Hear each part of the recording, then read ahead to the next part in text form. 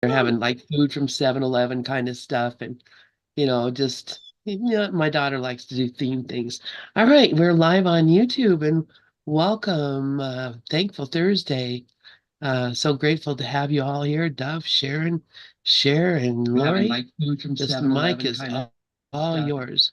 Just Let's see. my daughter So let's likes to do stop theme this. things. All Oh, right, there's we're feedback. on YouTube and There's welcome. feedback going on. Yeah, because the YouTube comes on. Okay. Yep, it's crazy. All right, here you guys go. Now you're all fine and live. Bye. So good morning. Thankful Thursday with Dove and Sharon and Lori and Lynn and everyone on Pal Talk. And hi, Cher. Um, and also, Lynn, if you think about it, can you put in the Pal Talk chat room in case I don't know if people write on that anymore or we just do the chat here because I haven't seen the Pal Talk room in a while.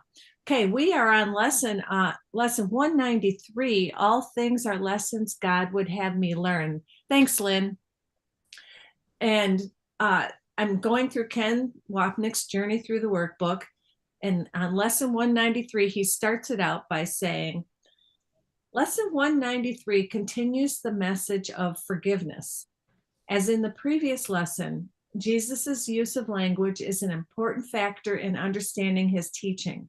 Some inconsistency will be evident, and we will again distinguish between metaphorical and literal meanings. The opening of this lesson makes clear that God does not teach, for he does not know of learning that makes sense only in a dualistic and mistaken world in need of correction. Moreover, here and everywhere else in the workbook, the word God means the Holy Spirit. Thus, for example, when Jesus says, God is in everything I see because God is in my mind, he refers to the Holy Spirit, the memory of God, who holds the purpose of forgiveness in our minds. Indeed, throughout A Course in Miracles, our teacher is the Holy Spirit. And when we understand the content behind the form, problems on this level dissolve and we are able to flow with the love beyond the words. Finally, this lesson is important because it depicts the world's purpose, a classroom in which our teacher instructs us on the meaning of forgiveness. So, paragraph 1, line 1, God does not know of learning. Ken says, again, this opening statement seems to contradict the title statement.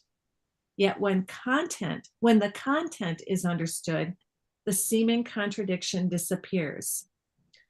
Paragraph 1, lines 2 to 4.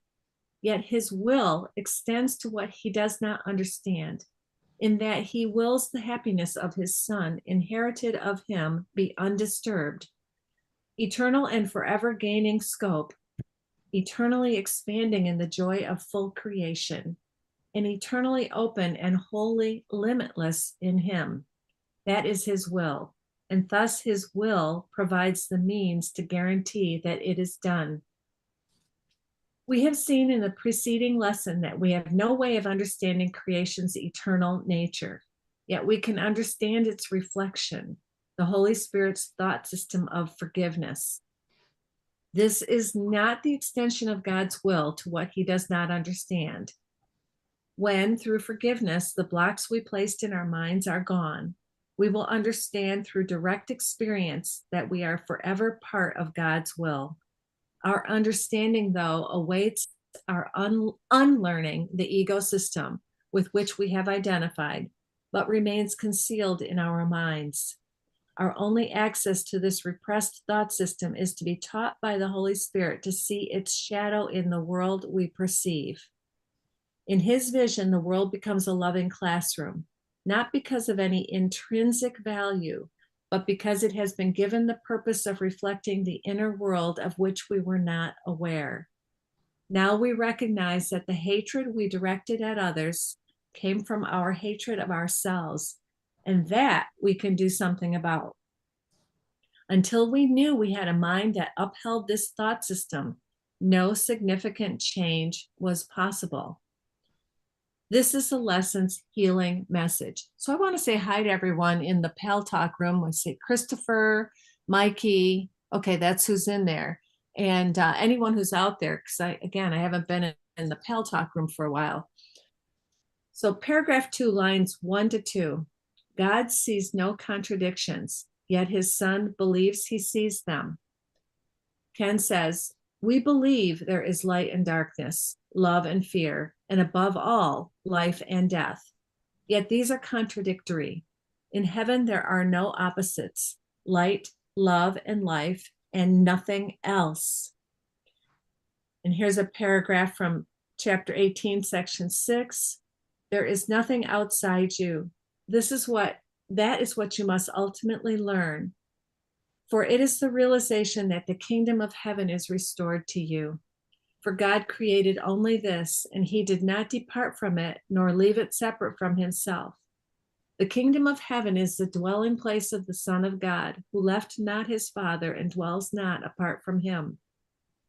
Heaven is not a place nor a condition. It is merely an awareness of perfect oneness and the knowledge that there is nothing else, nothing outside this oneness, and nothing else within. And Ken says, in this state of perfect oneness, there is no differentiation, and therefore opposites and contradictions do not exist. So this paragraph that he quotes from chapter 18, section 6, Beyond the Body, I love this. I love when this happens, because this is what I was focusing on this week, and it was what I was guided to as I would pray. And as I pray, I get thoughts of go to this section in the course, go to this lesson. And it's so easy to talk about, okay, this world is a classroom. And that was the idea that helped me last year when I came back from Mexico after Rod had his stroke and couldn't speak or move. And I was just beside myself. I was out of my mind. I was going crazy. And you guys all helped me. And it was Karen and Lynn that said, there must be more lessons. And that was what brought me back to my center. So anyway, I still struggle with that. I miss Rod terribly. I miss him so much. And so yesterday I'm driving and this eagle crosses right in front of me, like right up ahead, very, very close. You could see the eagle in all detail.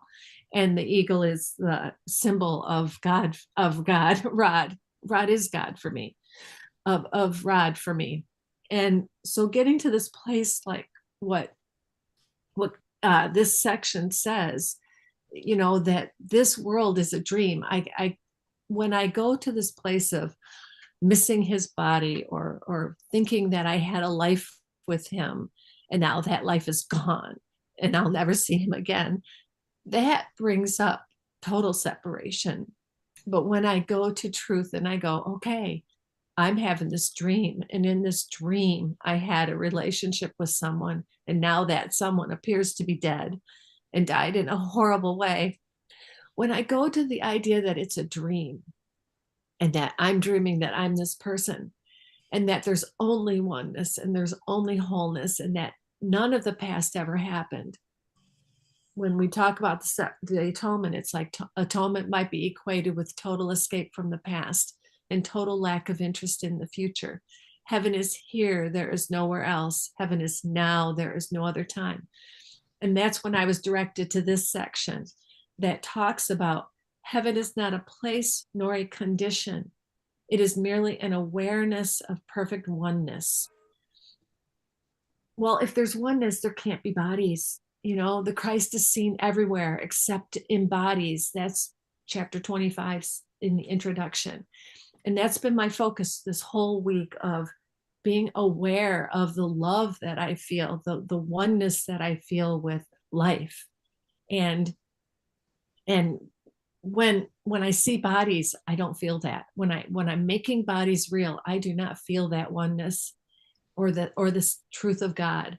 But when I let go of everything and I do what paragraph 7 in lesson 189 says, simply do this, let go of everything, and come with holy empty hands unto your God. then, and it's still a work in progress. I mean, which implies time, which I know there isn't, but it's, it feels like it's a process. It feels like it's a process in time where I'm letting go, letting go of ego. But then those moments that I'm in that space of truth, in the space of oneness, and the awareness of oneness, the awareness that I am an awareness. I'm not this body. I'm not this person. These thoughts and feelings aren't even mine. They're not even thinking. Our thoughts are not real thoughts. We're not even thinking. And just let go of everything and move into the truth of the oneness. And I feel it and I know it. And it's the only thing that has ever brought me happiness and joy and comfort in this life. Everything else is temporary because it's taken away from you. Form dies. It has to die by its very nature and by the whole setup of the ego thought system, where death seems to be real. But when we move into this oneness, it's truth.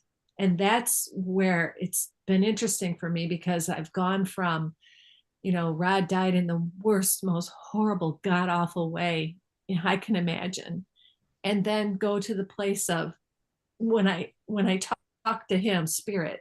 Of course, he's me and I am him. In my mind, it's like, that was the best lesson that could ever be. What could be more in your face than this person that you love and have felt love from more than just about anybody in my entire life? To have this thing where the body becomes absolutely meaningless. The body's lying there and it can't do anything. It can't move and it can't talk. So what better lesson than to say, you know what? The body is totally nothing, nothing, nothing. And the holy relationship is without bodies.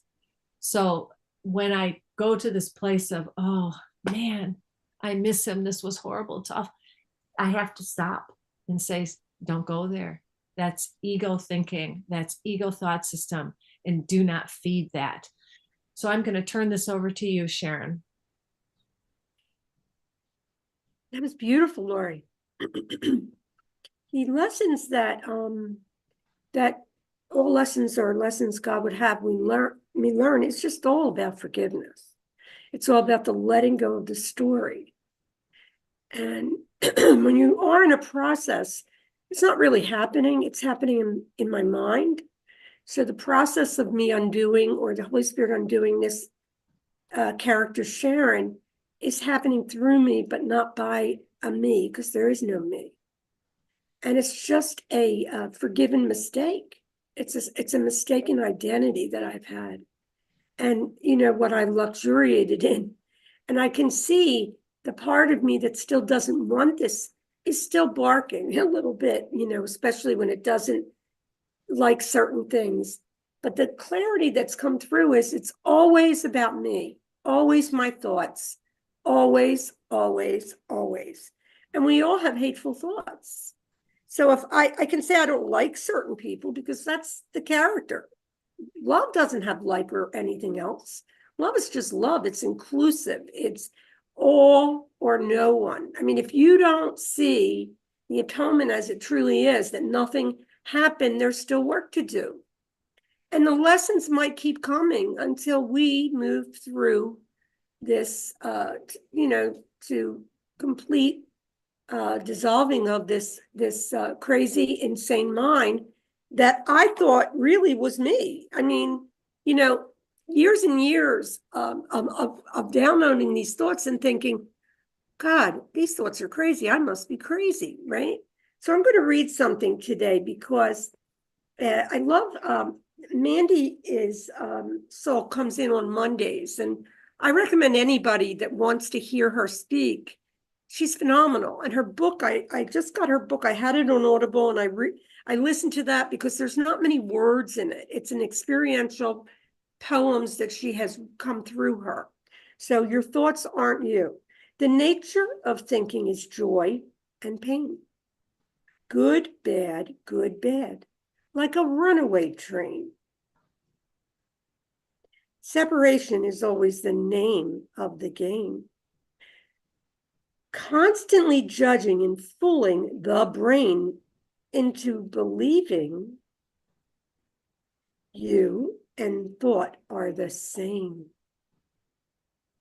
But you are not your thoughts, and your thoughts aren't you, even when they seem so convincingly true.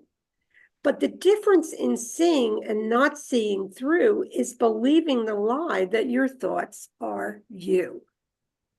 Now, I don't know that I sat down and read the course over and over like some people. I did read it in the early years, quite a bit because I was in groups and stuff.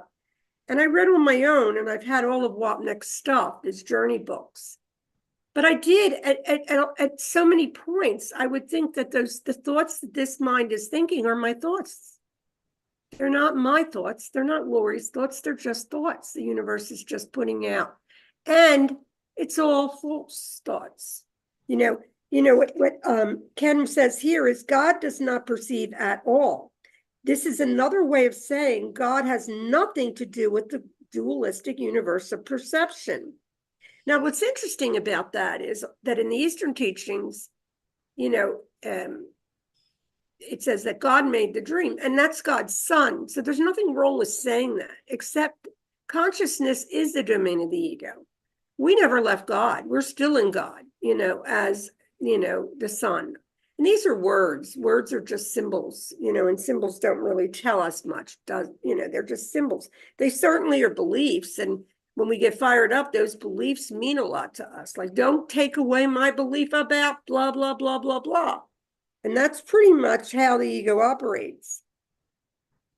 You never know what the ego is going to throw at you, because this process is simple, but it's not always easy. So I'm going to read from text chapter 3.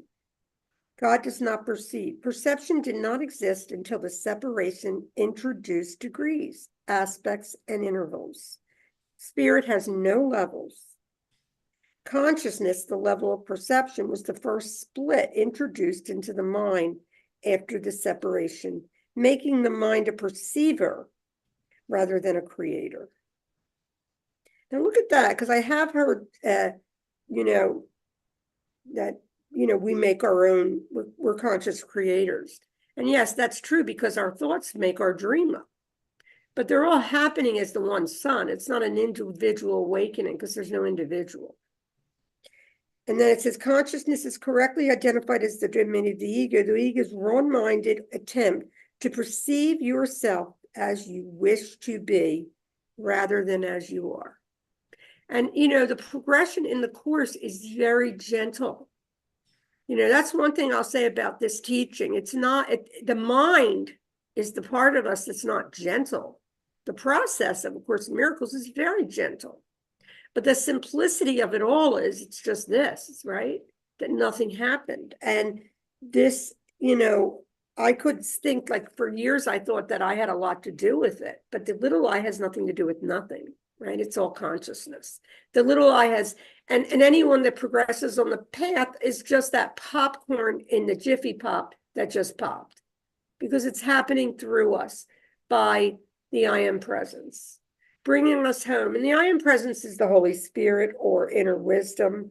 Anyway, it says, yet it is he who gives the means by which perception is made true and beautiful, enough to let the light of heaven shine upon it. It is he who answers what God's Son would contradict and keeps his sinlessness forever safe.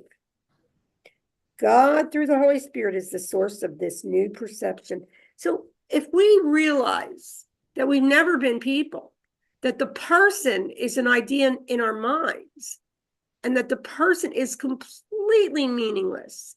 So when the Course says nothing can happen to you, it is talking to the you of great love. It's not talking to the separate self, because the separate self truly doesn't really exist. It exists in the past and it exists in the future. But that existence is all mind-made ideas. But the present moment is all that's here. And, to let go of the devotion to the character truly is a process. And now we can love our character when it gets crazy, because we're not really that character. When we have a problem, we keep going into the story or trying to fix it, we're perpetuating the ego. But when we just stop, look, and just be, it's just be. It's I rest in God with the willingness that I know I'm being healed. How do you know? You just know. It's a feeling. Well, for me, it's been a lot of different ways. But, the shifts happen subtly and sometimes not. But it's a process that I think is the biggest gift you can ever have. It really is. Because, we're with a mistaken identity. It's interesting. This past weekend, I had my whole family here for my grandson's birthday. He turned 3. And my son was coming from Philly. And he is constantly, making mention of different things that he doesn't like. He agrees with the course. He doesn't do the course, but he thinks it's very radical and that some people, deny their experience. And that's just coming from his mind. That's not my mind. I know what this course is. He feels like, there's so much happening, we have to care. But when you devote yourself to this process, and I want to say this really clearly, Sharon didn't devote herself to this process. The whole process is being lived by ego consciousness and spirit consciousness, but spirit is never not here. Spirit is never, ever not here. So when we are getting certain incidents in our life that seem like, how did this happen? We got to believe, or not believe, but know that the knowing is doing it all. Anyway, it's all bliss, really, when you really think about it, because what is our lesson? It's all love that made this dream. I remember Regina teaching, love is spirit giving to spirit, through spirit, that which spirit requests. There's no victims here. So anyway, over to you, Doug. Okay, thank you so much for that, Sharon, and thank you so much for that, Lorri. That I enjoyed both of them. I was going to talk about Lorri's, but I do heartily recommend and second what Sharon said about getting a copy of "Isness Is Your Only Business" by Amanda Salk, and we do have a Monday morning starting at 10 a.m. Eastern Time. I think it's an hour or 90 minutes where so far we've been blessed with her presence, and she comes and reads one of her wonderful, and just to call them a poem is really not even the right description. Yeah, of course they rhyme, that's nice, but they are really koans for the mind to have the mind kind of stop and say, what? It's another way of looking at this. Yeah, because the ego mind loves to just believe that the way it sees things is the right way. But, as she says, in what is your identity if your name is not your identity? And that is so much like lesson 184, the name of God is my identity. And you can search that whole lesson, but you'll never see the name of God because the things of this world have nothing to do with reality. Yeah, this is a reality check, you might say. And what Lorri spoke on, I had the same experience. And as you were speaking about you and Rod, I realized that we have dream buddies. Rod was your dream buddy. I had a dream buddy, Suzanne. We were together for 40 years. And a dream buddy is someone in your dream that is here to help you fulfill your purpose. Uh, if you become aware of the dream, you have become aware of your purpose. And as you said, Lorri, if it's a dream, there was no Rod, but he was a figure in the dream that made your dream purposeful. And what does purposeful here mean? It's your getting a little small self out of the way, the one that has all kinds of appetites, desires, and recognize that your purpose is the one that you came here for, which is to remember the truth of who and what you are. And I know that was true of Rod. I knew Rod pretty well. Uh, I know that was true of Suzanne. When I met her, she had already graduated the advanced courses at S, and we both graduated just about the same time. And then we found the Course in Miracles together. And wow, she was teaching the course along with me for 10 years.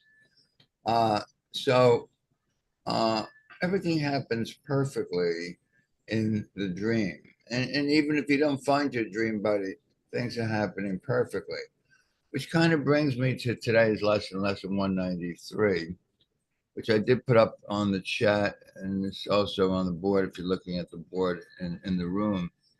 All things are lessons God would have me learn. And Ken Wapnick's commentary is salvation has no exceptions. Our lives are classrooms. Oh, there's a good word, classrooms. Yeah, we're here to learn lessons, even though the ego said, no, I'm here to get something. I have hearty appetites. I love this. I love food. I love money. I love anything so that you can use your mind to get things that have no value to you whatsoever. You're only here to remember the truth. And there's no truth in this world. It's a classroom to learn what is real and what is not real. So I was listening this morning as Prudence was playing through the lesson 193, and I came across paragraph 7, which I never really heard before. And it's very familiar to me, and using different words, which I'll go into in a second. Paragraph 7 says, how can you tell when you are seeing wrong or someone else is failing to perceive the lesson he should learn? Does pain seem real in the perception? If it does, be sure the lesson is not learned. Oh, you mean I'm getting an F on my term paper? Is that it? You mean I'm failing the course? Yeah, temporarily, of course. Everything in this dream is temporarily. It's happening in time. And you get a chance to look at it again and choose once more. Where you once made a faulty choice, you can choose correctly again. And there remains an unforgiveness hiding in the mind that sees the pain through eyes the mind directs. So in other words, even though I think I was very quick by sidestepping the problem and looking elsewhere, or giving my answer to something that I have no idea what I'm answering to, the problem is still there. That's right. It reminds me, of course, of what's on my card. Many people know my very famous card that says, be grateful. Oh, you mean I shouldn't see it as a failure? No, actually, it's a success.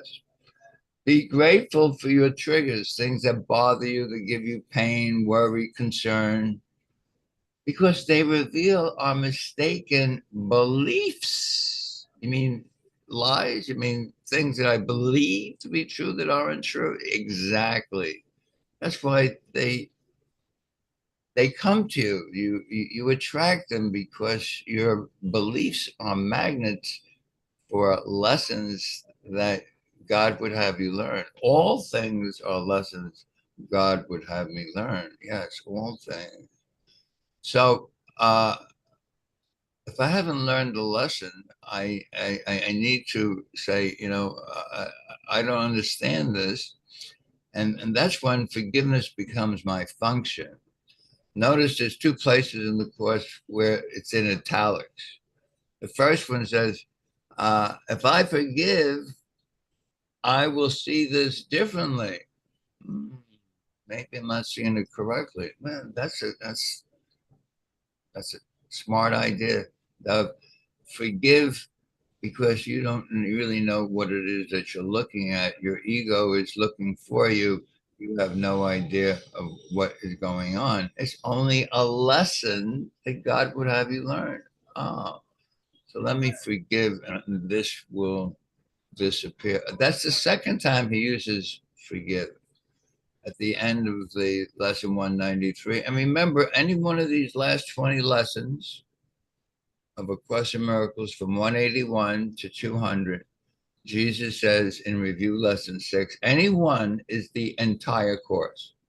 So you might say the world is nothing more than a classroom where I come here to learn lessons. And not one thing in this dream world, as Lorri points out, is true. But they're just lessons I came here to learn. And of course, the other side of my card says, now, if you totally trust it,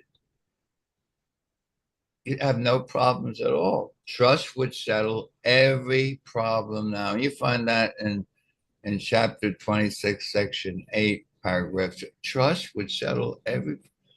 Oh, in truth, I really need do nothing except to forgive the way I'm seeing things. Because it's my seeing, it's my ego eyes seeing that causes me pain, hurt, suffering, lack, etc. Now remember, a sense of separation from God is the only lack you need to correct. There's no other lacks. And you never left God, as Lorri points out. What is heaven? Simply an awareness of perfect oneness. And nothing ever, ever, ever, ever gets between my Father and his Son. Father, Son are one. Nowhere does it say the Father ends and the Son begins, because we are one, united in union. And that's what truth is. Truth is union. Yeah. Thank you so much. Over to you, Lorri. Well, Jack has his Jack hand. is there. Yeah, Jack is asking. Jack, it's nice to see you. Oh, I didn't say you, Jack. I'm sorry. I didn't see you. Yeah, hi, Lorri. Hi, everybody. Sharon, Lynn, Doug, hi. Hey, I just want to add to what Doug just talked about. This particular paragraph in lesson 193, when we think of the Course as a psycho-spiritual masterpiece, this right here is really the psycho part, the psychology. When a therapist sits down with a client, does the pain seem real in your perception? And if it does, be sure the lesson is. Excuse me? I thought I heard somebody talking.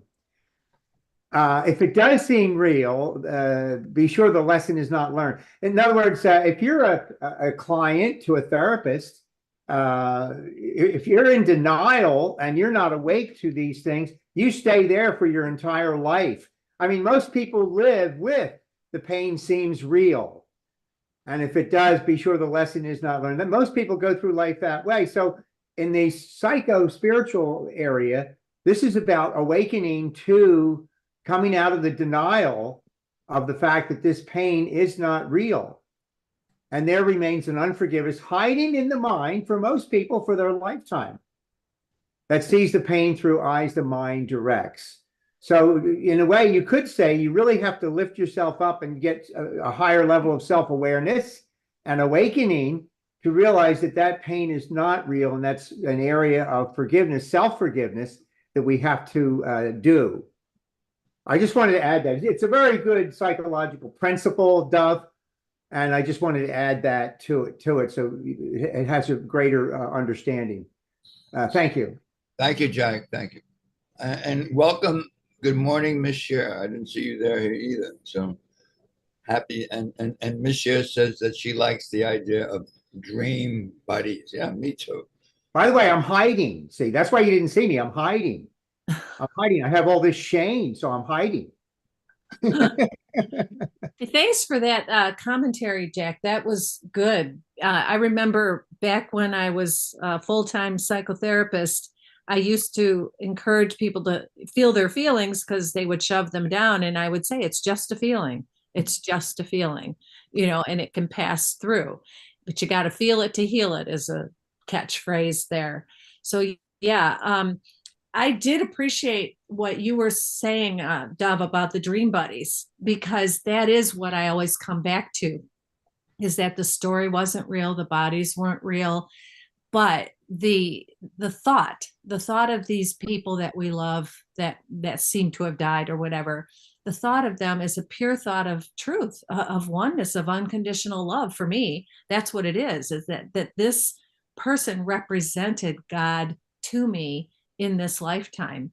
And when I was praying about it, it was the thought of, well, what could be a better lesson for you who were so caught up in relationships and death, and I've, grief has been my big thing my whole life, to have this person, the seeming person, die so that I could challenge it and say, wait a minute, no, this is a thought in my mind.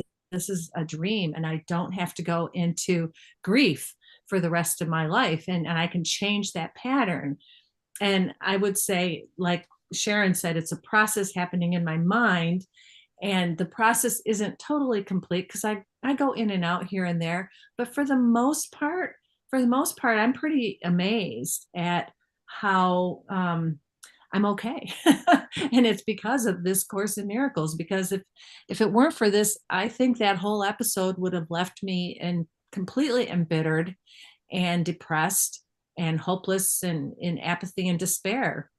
It's like, what's the point? So vacillating between rage and despair, it would have been my reality if I didn't have the Course and weren't applying the principles. So Sharon, you had said some interesting things too when you read from the text about consciousness being the first split that entered into reality. I love that section because it differentiates the Course from other spiritual teachings, which applaud consciousness and applaud form and applaud the whole level of duality, and seem to think that God made form and God is in all the form. And I never could identify with that. And so remembering that it's consciousness of the I am, even with that, the consciousness of the I am, there's a lot of spiritual paths that applaud that. And I never have. It's like, no, that's still separateness. That's still getting into ego. And the way they define it, they don't define it that way. But it always felt to me like there was something more.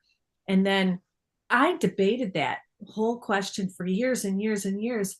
And finally, last year, I don't know why I never saw it years before when I was questioning it, but I saw a quote from Nisargadatta saying that you are not the I am. And I'm like, finally, you are not the I am. You are prior to the I am, and you are beyond the I am. And you only use the words I am as a doorway to truth. And I'm like, how come I never saw that before? Well, maybe it's because I needed to be in conflict and the ego wanted to debate and argue. But there it was. And there were a whole lot of other quotes from Nisargadatta on the I am that did not reinforce form and separation, and what Swami Vivekananda had called qualified non-duality. So we have non-duality where there is no form, it's all oneness. But there's a lot of people that call non-duality, they include form in it. And he titled that qualified non-duality. So let's see, what else did I write down here? Because I take notes while you guys are talking. Oh yeah, and Sharon, I like how you reinforced that the separate self seems to exist only in the past, only in our stories. And that has been the lesson for years for me, and particularly with the seeming passing of Rod, that not going into that story and not making that story real, or, reminding myself all the time, you never had, it was never born. You've never been born. You've never died. You don't have this past with this person so that you can milk this story for all it's worth with all the drama and tragedy and all of that. I don't want it. I don't want any of that anymore. And in my meditation this morning, it was a meditation to move into spirit. And it was actually, I know the body's not real, but because I had this special hate relationship with the body, I'm trying to see the body more as an image and more as energy and not real at all. So there's this blessing of the energy centers meditation with Joe Dispenza that I do. And so with each energy center, I just was like completely erasing all the stories, all the past, all the beliefs that I've projected onto the body, because I don't want any of the past anymore. I don't want any more stories. And so when I catch myself falling into them, which is often, I just say, nope, nope, right here, right now. Heaven is here. There is nowhere else. Heaven is now. There is no other time. And it's only oneness, no bodies. And that has been beautiful for me. So I'm going to turn this over to you, Sharon. That is so smart that you take notes, because, it's when people are teaching, there's such clarity, and then, the mind will forget that. So I love that you do that, Lorri. And, it was funny. I was listening to one of our chapter 25s. We meet on Mondays, and it was so helpful. You can't hear this stuff enough, because, you live with people that seem to think they're people. And even though it's all my mind, right? And I'm responsible for that. The idea of putting the good food in us is so imperative, because you don't do it until the readiness comes in. That's another thing, because I have friends in the course community that are having some hard times in their life, and I just meet them where they are because I've been there, and I just want everybody to realize that you can't escape this process. This process is being lived, because we're not the doer. We've never been the doer. You could say the I am presence is the doer, but it's still consciousness, and we are still very safe in God always. The reason I love, Mandy's book is because it's so experiential, and another book that's very experiential is Brent Haskell's course books. They bring you right to the present also. Now, I'm not saying the course isn't experiential, because it is, but there's a lot of words. And then the ego tries to figure things out. And there are no words for who we are. We are the silence, right? So I'm going to read this little meditation now that I've been guided to read. It's called The Presence of Presence. And by the way, I think Mandy's voice, I'm not saying if you can't make it on Mondays, look for it. It's at 10 o'clock every Monday. She's from England, and she's just incredibly beautiful inside and out. Anyway, close your eyes, take some deep breaths, and settle down into your seat.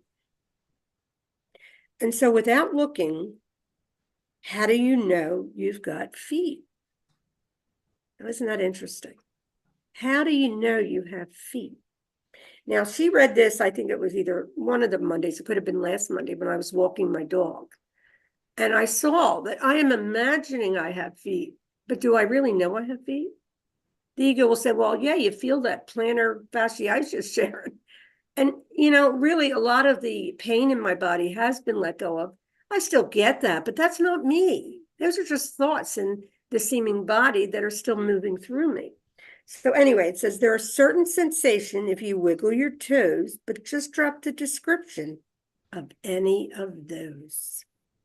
So what's left now? Just memory and expectation of the image of feet in your imagination. Like when you dream at night, your body is not seen.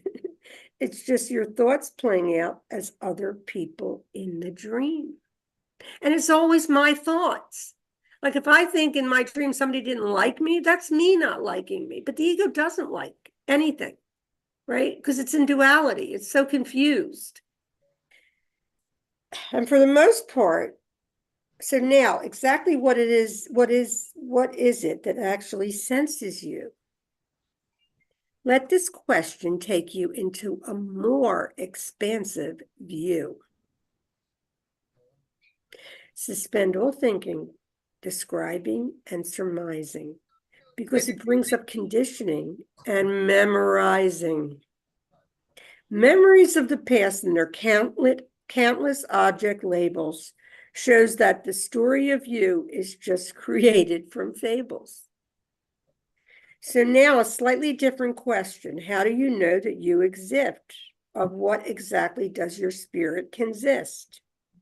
Now be careful here and try to resist looking for answers where none exist.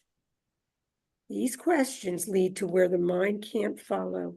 So just give up the search and let yourself be hollow.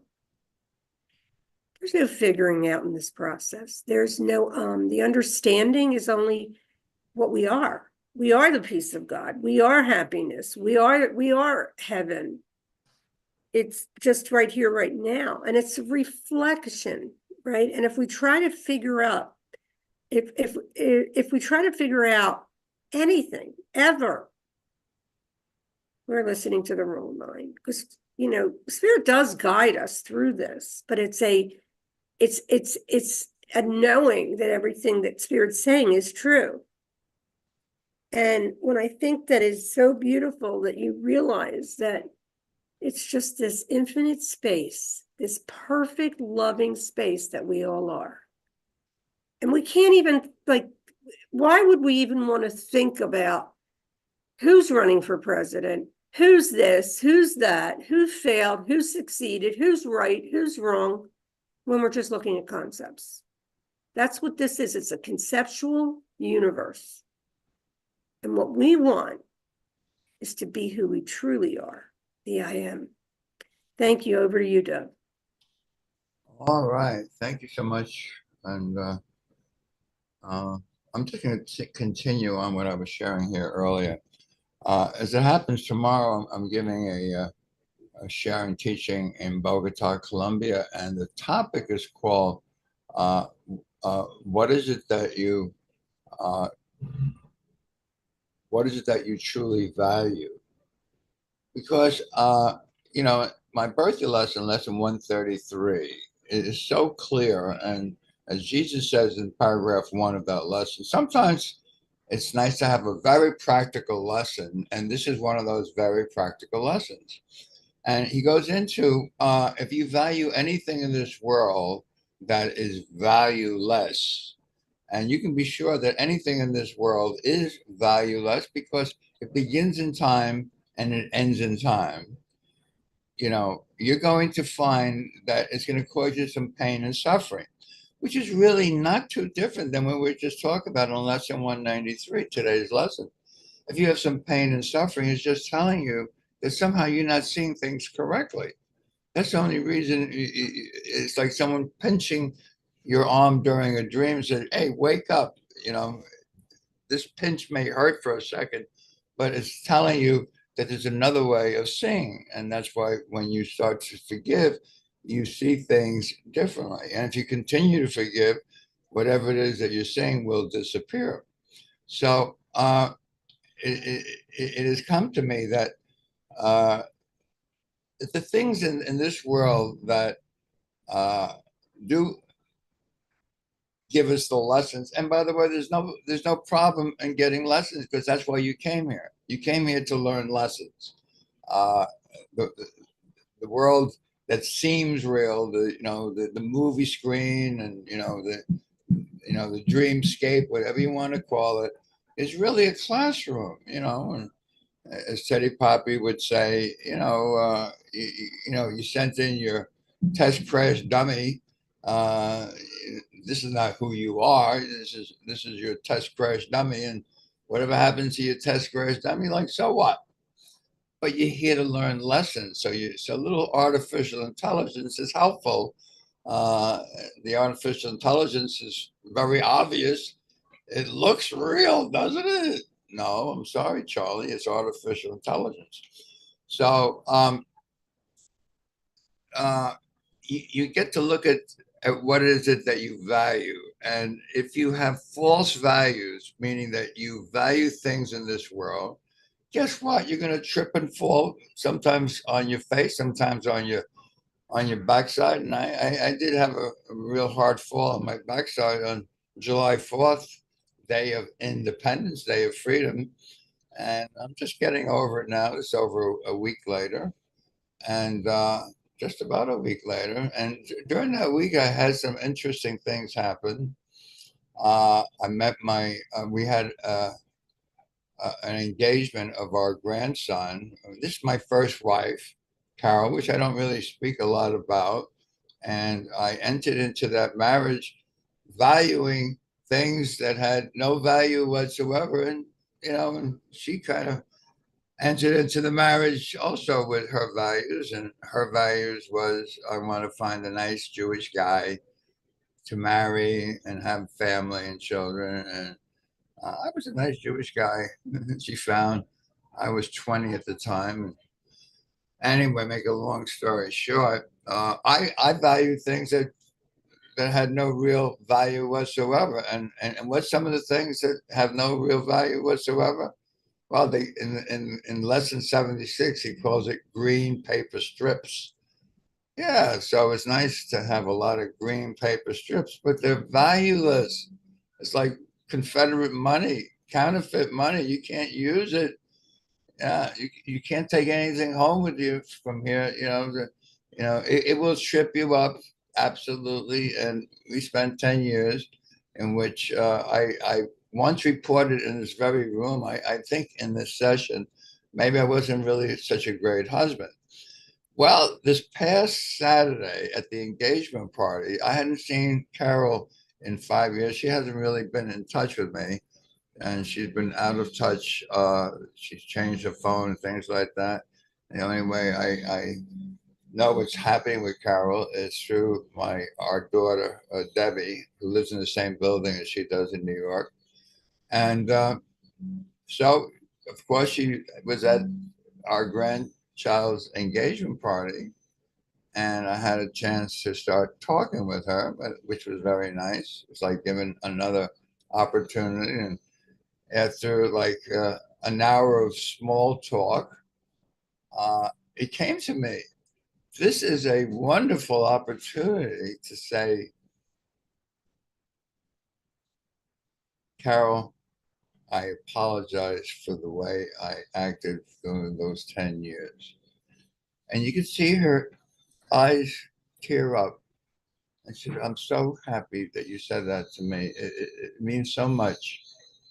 I'll be honest with you, I never thought that saying I apologize to anyone would have them say it means so much that you say that to me. So, you are given another chance to let go of the past. You're always given another chance. It says that in the cross. You will be given another chance. All things are lessons God would have us learn. And yes, I can choose again. Yes, where you once made a faulty choice, you're always given another opportunity to choose once more. And I had told this story, I think, earlier to Michelle. Michelle's still here. I told the story, I think, on Monday and Tuesday. So this is my chance to tell it to you all right here. Oh yeah, I told it on Monday night here in the room. Okay, back on over to you, Lorri Coburn. Thanks, Dov. I love that story of your apology to Carol. That is so nice. And I had a similar situation where an apology wiped out years of pain and suffering when my mom left our family, and it was just horrible and ugly and awful. And I didn't see my mom for many years. And then when she came back, I said something to her about, I don't even know that you're sorry for what you did. She did really ugly things. And she says, oh, I'm sorry. And I said, no, Mom, I don't. And she teared up and she said, I am sorry. And with that, it was like 13 years of pain wiped away in one instant. So that's so cool about your story with Carol. That's great. And what you mentioned about lesson 133, I will not value what is valueless. I've had that as a mantra for a long time. And I remind myself often, you know, I will not value what is valueless, bodies, bodies. And when I catch myself valuing people or bodies, I have to remind myself, they are you. You are one. They're not a separate person that you have to value and hold on to. And that has helped me a lot because the death or seeming death of loved ones scares me. Not my own death of this body. In fact, I have welcomed that for many years, but the death of people that I love, because I'm afraid I'll lose them, that scares me. So I say, I will not value what is valueless, and remind myself that at no single instant does the body exist at all. I remind myself of that all the time with this body. And oh, I wanted to say hi to Carrie too. Carrie and Nigel are in the Pell Talk room, and I haven't seen them in a while, so, or heard them in a while. So hello. And Sharon, I appreciate also what you read in Mandy's book. How do you know you have feet? And that's what reminded me of that line, at no single instant does the body exist at all. It is either remembered or anticipated. And so when I have bodily concerns, I'm reminding myself all the time, you're projecting this. There is no body there. It's all a projection. And remind yourself. So I'm not asking for healing of the creaky joints, the soreness when I wake up. I'm asking for healing of my mind that thinks I'm a body, that thinks I'm even in a body. Because I always remind myself often, that's a contradiction. I remind myself often that, wait, I am mind, in mind, purely mind, and I'm not even in a body. So let's see, what time is it? We only have a few minutes. I turn this back over to you, Sharon.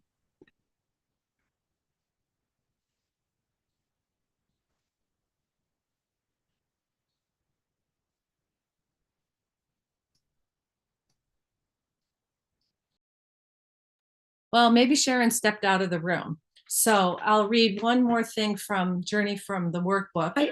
I didn't step out. I was just making myself something to eat, but Oh, you okay. can read if you want, because I don't have anything more to say, except it's just beautiful to be with all of you and join. And I love what you're saying, Lorri, throughout this whole thing. And Cher, it's so good to have you in this room. And Lindy, did Cher leave? I wonder.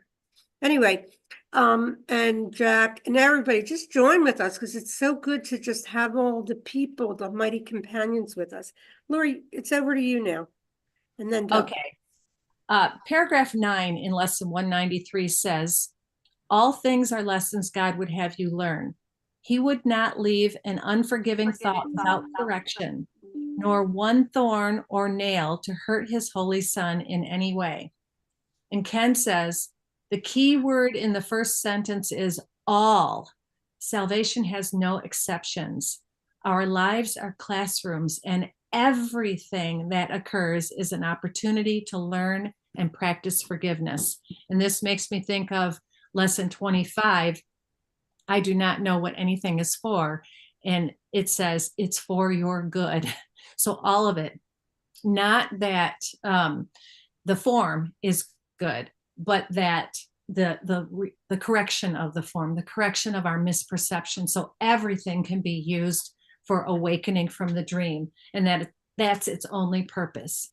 So I see we're almost at 9:30 here, and good morning, Zulma. I have to get going this morning, but welcome everyone, and I will let go of the mic. Bye, everyone. Thank you all for being here, joining with us. Thank you Thanks, so much Lorri. for joining. Rod, Jack Roddy, and Zulma, I think you're on. Yes, Thursday, you're on next. Hi, love. Very good seeing you. And okay, and Jack, thank you for joining us. And Jack has been joining us on a regular basis. I'm very happy. Jack. Lindy, hi. Thank you.